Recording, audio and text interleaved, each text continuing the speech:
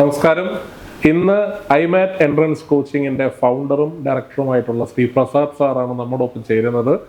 പ്രസാദ് സാറിനെ കുറിച്ച് പറയുകയാണെങ്കിൽ അദ്ദേഹം ഏറെക്കാലം നമുക്കറിയാം തിരുവനന്തപുരം ജില്ലയിൽ മാത്സ് ട്യൂഷൻ നടത്തുന്ന ഒരു അധ്യാപകനാണ്. ഇവിടുത്തെ പല വിദ്യാർത്ഥി യുവജന സുഹൃത്തുക്കൾക്കും മാത്സിലൊരു വഴികാട്ടിയാണ്. സ്വാഗതം സാർ. ഹലോ.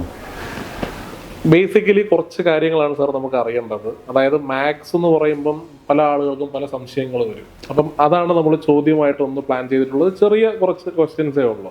സാർ, എൻ്റെ ഫസ്റ്റ് ക്വസ്റ്റ്യൻ എന്ന് പറയുന്നത്, ഈ പൊതുവെ മാത്സ് ടഫ് ആണെന്നുള്ളത് എല്ലാവരുടെയും മൈൻഡ് സെറ്റിലുള്ള ഒരു കാര്യമാണ്.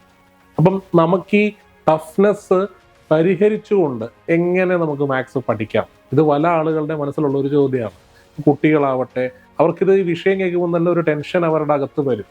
അപ്പൊ ലോകത്തിലേക്ക് തോന്നുന്ന ഒരു പെർസെൻറ്റേജ് എടുത്താൽ ഭൂരിഭാഗം ആൾക്കാർക്ക് ടഫ് ആണെന്ന് പറയുന്നൊരു സബ്ജക്റ്റും മാത്സ് ആയിരിക്കാം. ഞാൻ അങ്ങനെ ഉറപ്പിച്ച് പറയുന്നില്ല. അപ്പം ഇത് പൊതുവെ ഈ ടഫ്നെസ് എന്നുള്ളത് ഒരു മിത്താണോ, അല്ലെങ്കിൽ അത് ഉണ്ടെങ്കിൽ അത് എങ്ങനെ നമുക്ക് പരിഹരിക്കാം? മാത്സ് ഈസി ആക്കണമെന്നുണ്ടെങ്കിൽ അതിൻ്റെ പ്രധാന റോൾ എന്ന് പറയുന്ന ഒരു അധ്യാപകൻ്റെ തന്നെയാണ്. അധ്യാപകൻ ആ വിഷയം ഇൻട്രസ്റ്റിംഗ് ആയിട്ട് എടുത്തു കൊടുക്കുകയാണെങ്കിൽ മാത്സ് ബോറിംഗ് ആകത്തില്ല. അതിൻ്റെ ടഫ്നെസ്സും നമുക്ക് അതിനനുസരിച്ച് കുറയ്ക്കാനും പറ്റും. മാത്സ് ടഫ് അല്ലാതാക്കാനായിട്ട് ഞാനിവിടെ അഡോപ്റ്റ് ചെയ്യുന്ന കുറച്ച് സ്ട്രാറ്റജീസ് ഉണ്ട്. അതിൽ ആദ്യത്തെ ഞാൻ പറഞ്ഞത് തന്നെ വളരെ ഇൻട്രസ്റ്റിംഗ് ആയിട്ട് സ്ട്രെസ് ഫ്രീ ആയിട്ടാണ് ഞാൻ ക്ലാസ് എടുക്കുന്നത്. അപ്പോൾ കുട്ടികൾക്ക് ഒരു ഭാരം തോന്നത്തില്ല മാത്സ് എന്തോ വലിയ സംഭവമാണെന്നുള്ളത്. ഇതാണ് ഞാൻ ആദ്യം ചെയ്യുന്നത്. എൻ്റെ ക്ലാസ്സിൽ കുട്ടികൾക്ക് വളരെ സ്ട്രെസ് ഫ്രീ ആയിട്ട് വളരെ അവരുടെ ലെവലിലേക്ക് ഇറങ്ങിച്ചെന്ന് ഞാൻ ക്ലാസ് എടുക്കുക ചെയ്യുന്നത്. പിന്നെ അത് കൂടാതെ ക്ലാസ് എടുക്കുമ്പോൾ മാത്രം കൊണ്ടാകുന്നില്ല. ഒരു കുട്ടി ക്ലാസ് എടുത്ത് അത് കേട്ടു അതുകൊണ്ട് ആ സബ്ജക്റ്റ് അവൻ്റെ കയ്യിൽ എത്തണമെന്നില്ല. അതിന് നമ്മൾ ചില സ്ട്രാറ്റജീസ് അഡോപ്റ്റ് ചെയ്യേണ്ടതായിട്ടുണ്ട്. ഞാൻ ചെയ്യുന്ന ചില സ്ട്രാറ്റജീസ് എന്താണെന്ന് വെച്ച് കഴിഞ്ഞാൽ, എല്ലാ ക്ലാസ് കഴിയുമ്പോൾ ഹോംവർക്ക് കൊടുക്കാറുണ്ട്.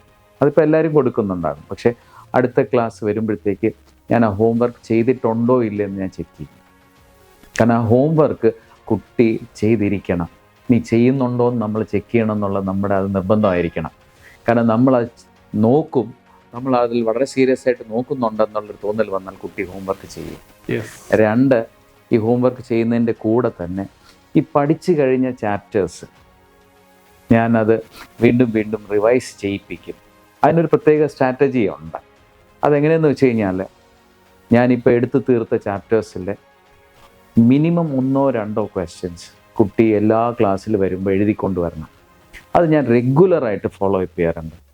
അപ്പോൾ അതുകൊണ്ടുള്ള ഗുണം എന്ന് പറഞ്ഞാൽ, ഈ പറയുന്ന തീർന്ന ചാപ്റ്റേഴ്സ് ഒന്നും തന്നെ കുട്ടി മറന്നു പോകുന്നില്ല. അപ്പോൾ എക്സാമിനേഷൻ ടൈം ആകുമ്പോൾ അധികം സ്ട്രെസ് ഇല്ലാതെ, ഒരു ടെൻഷൻ ഇല്ലാതെ കുട്ടി എക്സാമിനേഷൻ എഴുതും. അപ്പോൾ ഈ 2 കാര്യങ്ങൾ ഞാൻ വളരെ സ്ട്രിക്റ്റായിട്ട് ഫോളോ ചെയ്യുന്നുണ്ട്. ഒന്ന്, ഹോംവർക്ക് ചെക്ക് ചെയ്യും. 2, പഠിപ്പിച്ച് തീർത്ത ചാപ്റ്റേഴ്സിൻ്റെ ക്വസ്റ്റ്യൻസ് കുട്ടികളെ കൊണ്ട് ഞാൻ എല്ലാ ആഴ്ചയിലും നിരന്തരം എഴുതിച്ചുകൊണ്ടിരിക്കും. അത് ഞാൻ ഫോളോ അപ്പ് ചെയ്യും. അത് എഴുതുന്നുണ്ടോ എന്ന് ഞാൻ ഉറപ്പിക്കും. ഇനി അടുത്തൊരു കാര്യം ഞാൻ വളരെ സ്ട്രിക്റ്റായിട്ട് അല്ലെങ്കിൽ വളരെ ശ്രദ്ധയോടെ നോക്കുന്ന ഒരു കാര്യം എന്ന് വെച്ചാൽ, ഈ നമ്മൾ സാധാരണ ഇപ്പോൾ 10ൽ പഠിക്കുന്ന ഒരു കുട്ടിക്ക് മാത്സ് 10 അല്ല 10 വരെയുള്ളത് അറിഞ്ഞിരിക്കണം. ബാക്കി സബ്ജക്ട്സ് പോലെ അല്ല. മാത്സ് ഇപ്പോൾ 10ൽ പഠിക്കുകയാണെങ്കിൽ 10 വരെയുള്ള സബ്ജക്ട്സ് കുട്ടി അറിഞ്ഞിരിക്കണം. അപ്പോൾ ഈ 10 വരെ പഠിച്ചിട്ടുള്ള എല്ലാ ഫോർമുലകളും, മൈന്യൂട്ടായിട്ടുള്ള കൺസെപ്റ്റ്സും, അതെല്ലാം ഞാൻ ആദ്യത്തെ 1-2 ആഴ്ചകൾ കുട്ടികൾക്കത് പറഞ്ഞു കൊടുക്കും. അതും ഇതുപോലെ തന്നെ അവരെ കൊണ്ട് എഴുതിക്കും. അപ്പോൾ അതോടെ ഈ കുട്ടികളുടെ ബേസ് നല്ല സ്ട്രോങ് ആകും. ഈ ബേസ് സ്ട്രോങ് ആകുന്നു, നമ്മുടെ ക്ലാസ് ഇൻട്രസ്റ്റിംഗ് ആയിട്ട് പോവുകയാണെങ്കിൽ ഈ ടഫ്നെസ്സും ഉണ്ടാകത്തില്ല. കുട്ടികൾക്ക് സബ്ജക്റ്റിനോടൊരു താല്പര്യം വരും. അതിൻ്റെ കൂടെ തന്നെ എക്സാമിനേഷനിൽ അവർക്ക് പെർഫോമൻസ് വരും. അപ്പോൾ ഈ സബ്ജക്റ്റിനോട് അവർക്ക് കുറച്ചുകൂടെ താല്പര്യം വരും. ഞാൻ കണ്ടിട്ടുള്ള ഒത്തിരി കുട്ടികൾ മാത്സ് ടഫാണെന്നും പറഞ്ഞ് വന്ന പല കുട്ടികൾക്കും അവസാനം അവർ മാത്സ് സീരിയസ് ആയിട്ട് എടുക്കുന്നതായിട്ട് കാണാറുണ്ട്. സർ, പൊതുവേ ഇന്ന് നമ്മൾ മാത്സ് കോച്ചിങ് ഇങ്ങനെയുള്ള മേഖലകളിൽ നോക്കിക്കഴിഞ്ഞു കഴിഞ്ഞാൽ പൊതുവെ എല്ലാവരും പറയുന്നതാണ്, ട്രിക്സിലൂടെ നമുക്ക് എളുപ്പത്തിൽ മാത്സ് പഠിക്കാം, അല്ലെങ്കിൽ ഇന്ന ഒരു ടെക്നിക്ക് ഉപയോഗിച്ചുകൊണ്ട് പെട്ടെന്ന് നമുക്കത് നേടിയെടുക്കാം. അപ്പം ഇത് പലപ്പോഴും പല ആളുകളെയും അട്രാക്റ്റും ചെയ്യുന്നുണ്ട്. അപ്പം എൻ്റെ ഒരു ക്വസ്റ്റ്യൻ എന്ന് പറയുന്നത്, നമുക്ക് അങ്ങനെയുള്ള ട്രിക്സ് എന്തെങ്കിലും മാത്സിലുണ്ടോ? ഉണ്ടെങ്കിൽ അത് നമുക്ക് ഗുണമായിട്ട് യൂസ്ഫുൾ ആവുമോ എന്നതാണ് അറിയേണ്ടത്. അപ്പം അങ്ങനെ സാറിൻ്റെ ഒരു ഒബ്സർവേഷൻ എന്താണ് അതിന്? മാത്സിലെ ഷോർട്ട് കട്ട്സ് എന്ന് പറയുന്ന കുറച്ച് ഫോർമുലകളുണ്ട്. നമുക്ക് ഓരോ ചോദ്യങ്ങൾക്ക് ഡിസ്ക്രിപ്റ്റീവായിട്ട് എഴുതാനും പറ്റും. പിന്നെ ചില ഫോർമുലകൾ നമുക്കറിയാമെങ്കിൽ ആ ഫോർമുല അപ്ലൈ ചെയ്താൽ പെട്ടെന്ന് ആൻസർ കിട്ടും. പക്ഷേ നമ്മൾ ഈ ഹയർ ക്ലാസ്സസിൽ വരുമ്പോഴത്തേക്ക്, പ്രത്യേകിച്ച് ഇപ്പോൾ ഉള്ള ഈ കോമ്പറ്റീറ്റീവ് എക്സാംസിന് ലൈക്ക് JEE അങ്ങനെയുള്ള എക്സാംസ് വരുമ്പോൾ ഇപ്പോൾ ഈ ഷോർട്ട് ട്രിക്സ് എന്ന് പറയുന്നത് അത്ര എഫക്റ്റീവ് അല്ല. ഞാൻ ക്ലാസ്സിൽ പറയുന്നത് ഈ ഷോർട്ട് കട്ട് മെത്തേഡ് എന്ന് പറയുന്നത് കട്ട് ഷോർട്ട് ദ സ്റ്റെപ്സ് എന്നാണ് പറയുന്നത്. മനസ്സിലായി? അതാണ് നമ്മൾ മെയിൻലി ചെയ്യുന്നത്.